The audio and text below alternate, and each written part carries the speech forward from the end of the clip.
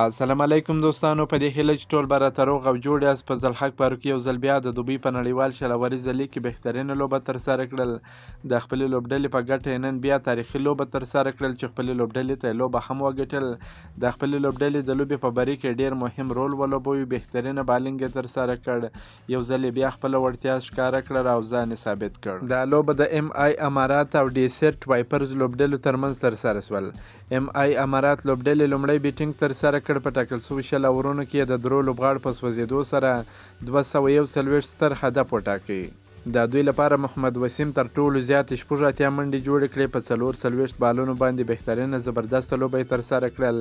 کپتان کیرن پولارد 50 ناسوځېدلې منډې جوړې کړې. انډر پلیچر هم 50 منډې جوړې کړې او نجیب الله زدران په 0 باندې هاوټ شو. ډیسرټ لوبډلې ته کیرن په 4 اورونو کې 63 منډې ورکړې، 2 ویکټ یې واخیستې، په افتخارانه 1 ویکټ ترلاسه کړه. د 241 منډو هدف په تعقیب کې ډیسرټ وایپرز لوبډلې توپخانه پیل کړل. د لوبې په 12 اورونو کې د ټولو لوبغاړو په سوځېدو سره یوازې 4 منډې جوړې کړې. د 150 منډو په توپیر یې ستره ماته وخوړل. د ام آی امارات لوبډلې دپاره بیا په زلحق پاروکي بهترینه تاریخي لوبه ترسره کړل. په 3 اورونو کې یوازې 14 کمې منډې ورکړې، 3 مهمې ویکټ یې ترلاسه کړې. افزاور خان هم په 1 اور کې 8 منډې ورکړې، 2 ویکټ یې واخیستې.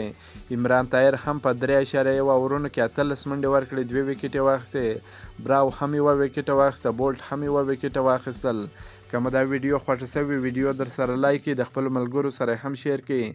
که په دې چینل کې نوی یاست پوپل سپورټس در سره سبسکرایب کړئ.